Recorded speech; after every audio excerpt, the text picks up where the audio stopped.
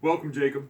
I want to go over this adjusting entry with you before we present Emoto Theater's financial statements to the bank for loan consideration.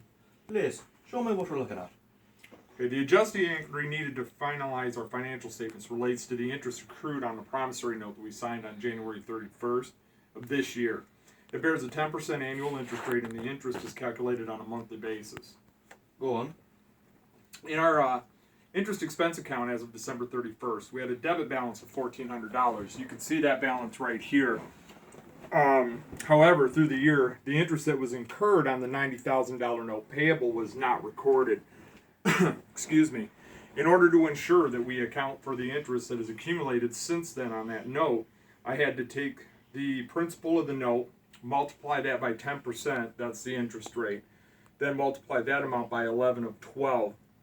That's the number of months that interest has accrued on that note. And you can see that right here in this formula. That's how I came out to the $82.50. Alright then.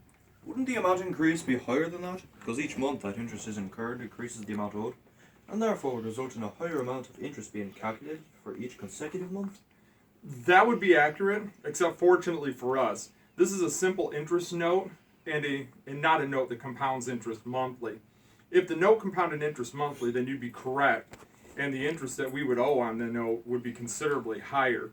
But because this is a simple interest note, the interest doesn't compound and is only calculated from the principal amount outstanding. Alright, I understand that.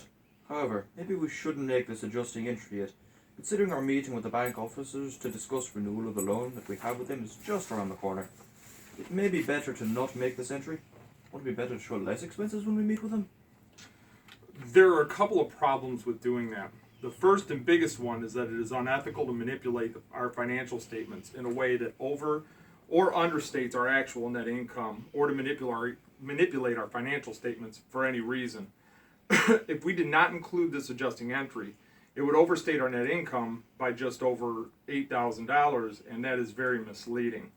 The second thing is that to not recognize this expense in the period it has been incurred is contradictory to U.S. GAAP, which stands for Generally Accepted Accounting Principles. Because you're relatively new here from Ireland, you may not recognize that terminology. However, you are probably familiar with International Financial Reporting Standards, or IFRS. And GAAP and IFRS are both pretty similar when it comes to revenue and expense recognition. Because we use accrual accounting for the theater, we must recognize the revenue in the period that is earned, and we must recognize expenses in the period that they are incurred. We cannot wait until the next reporting period to report the interest expense on the note, because if we did, our year-end net income for this year would be overstated, and if we report the interest expense in the next period, the year-end net income would be understated. Oi, did we better make sure that our financial statements are completed in accordance with GAAP and have them ready for meeting with the bank? Go on and get on it. Yes, sir. We'll have the statements ready to go for the meeting with the bank.